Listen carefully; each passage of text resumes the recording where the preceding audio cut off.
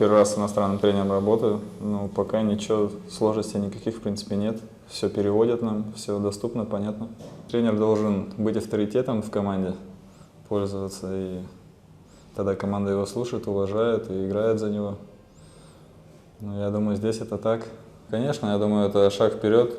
Играть в сильной команде – это, в принципе, я думаю, рост хоккейный в первую очередь. И во вторую очередь есть шансы побиться за медали. Это заманчиво.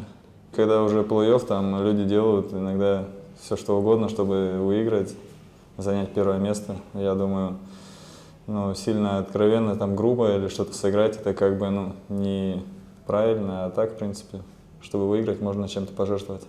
Но сейчас, в принципе, комбинационный хоккей все равно перерастает в такой уже быстрый, больше агрессии, больше наворота. Не знаю, каждый, в принципе, играет во что умеет, во что может.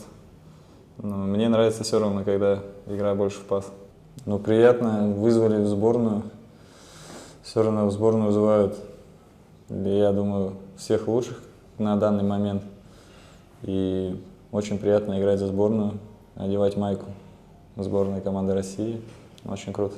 Приятно, когда болельщики там узнают тебя, там, не знаю, улыбаются, просят фотографироваться. Это приятно, это нравится как бы человеку.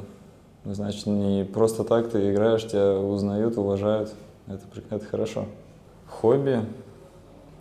Не знаю даже. В поездках там, не знаю, в Sony PlayStation играем там с ребятами, а так дома с ребенком хобби играться.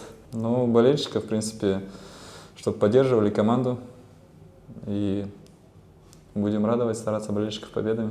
Я думаю, психологию надо выстраивать победителей. В прошлом году они неплохо, в принципе, сыграли, 3-е место заняли.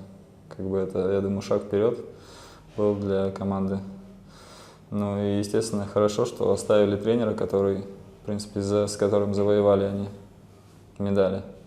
Я думаю, в этом году должно быть еще лучше все.